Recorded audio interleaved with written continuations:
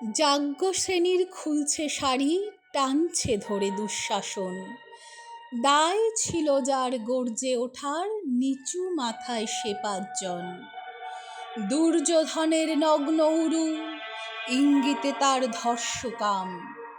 হস্তিনাপুর দেখছে বসে, ধস্ত হতে তার সুনাম। অন্ধ রাজা সিংহাসনে, আর্ত চেঁচান বৌমা তার। নিজের দলের নির্যাতনে সব রাজা হন নির্বিকার। কর্ণ বসে হাসছে হা হা, রাজার দলের লোক তো সে।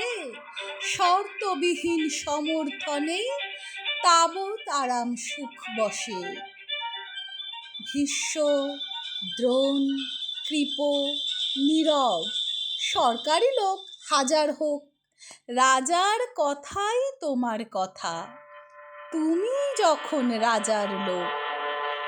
খলশকুনি দেখছে সবই, বস্তুত সে ধ্বংস চায়। ঘরের মাটি লাল হয়ে যাক দেশ বিভাগের যন্ত্রণায়। সুশীল সভায় ঘটছে যখন রাজ অপরাধ জঘন্য, ঠিক তখনই তার বিরোধে চেঁচিয়ে ওঠেন বিকর্ণ। বিকর্ণ নন কেউ কেটা লোক, ১০০ ভাইয়ের একজনা। তেমন করে এর আগে কেউ তার কথাটাই জানত না।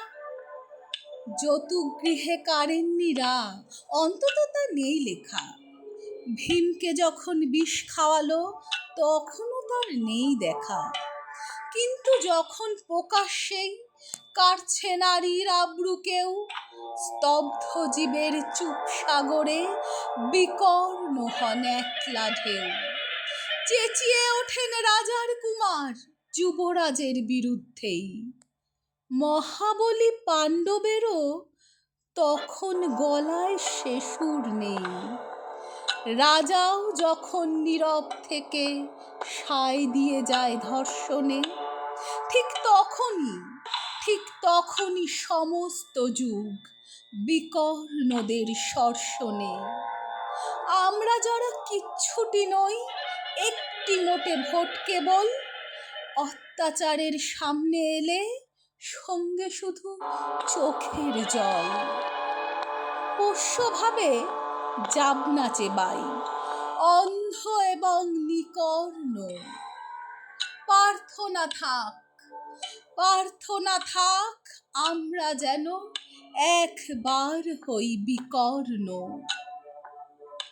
মরার আগে হতেই হবে রাজার সভায় বিকর্ণ। কণ্ঠে রিমঝিম মৌলিক।